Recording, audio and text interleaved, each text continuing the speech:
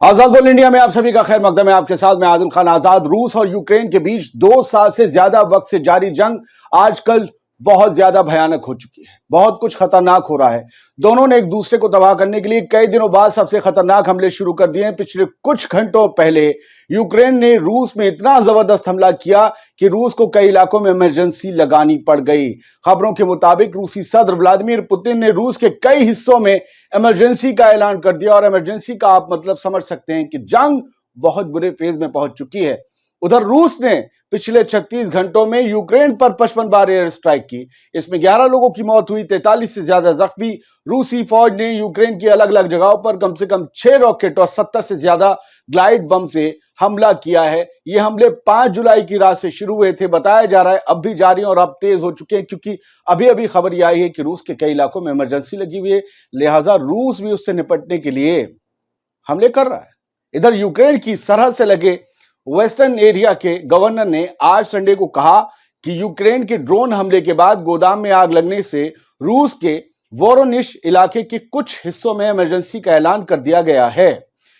Governor Alexander Gusev ने Telegram messaging app पर कहा कि यूक्रेन के हमले में किसी की मौत नहीं हुई है, लेकिन पोर्ट गोरेंस्की जिले के कुछ लोगों को एहतियातन उनके इलाकों से निकाला जा रहा है ताकि वो सेफ जगह पहुंचाए जा सकें। हालांकि उन्होंने ये भी कहा, गवर्नर साहब ने, कि अभी भी ड्रोन हमले के बाद जो एक्सप्लोसिव मटेरियल्स थे उनमें एक्सप्लोजन यानी कि धमाके जारी हैं, यानी गोला बारूद जो भी रखा होगा वो अभी जल रहा है।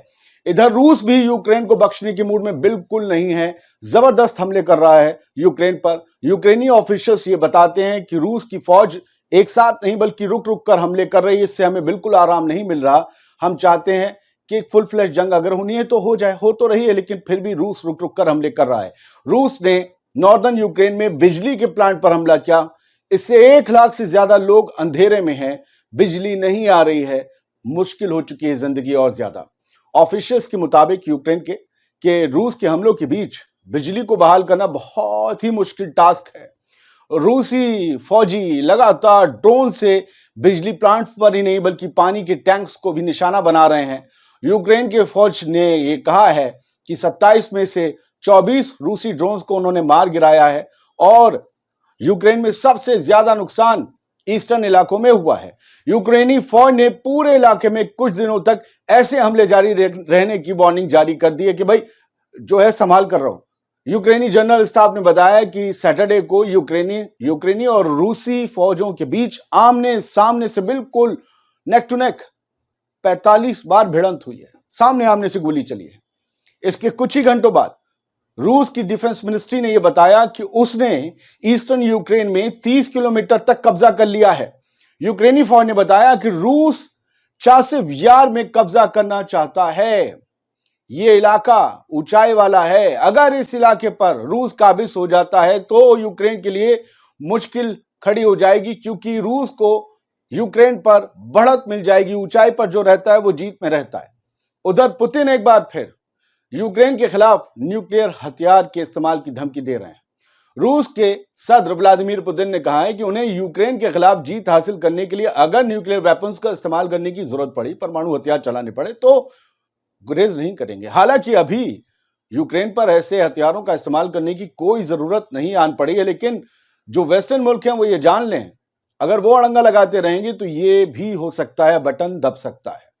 दोस्तों, पुतिन ने यह धमकी ऐसे माहौल और ऐसे वक्त में दी है जब यूक्रेनी फोर्सेस को नाटो के सभी मेंबर मुल्क जो हैं वो मदद पहुंचा रहे हैं, आर्म्स एम्यूनिशन से मिसाइल्स दे रहे हैं।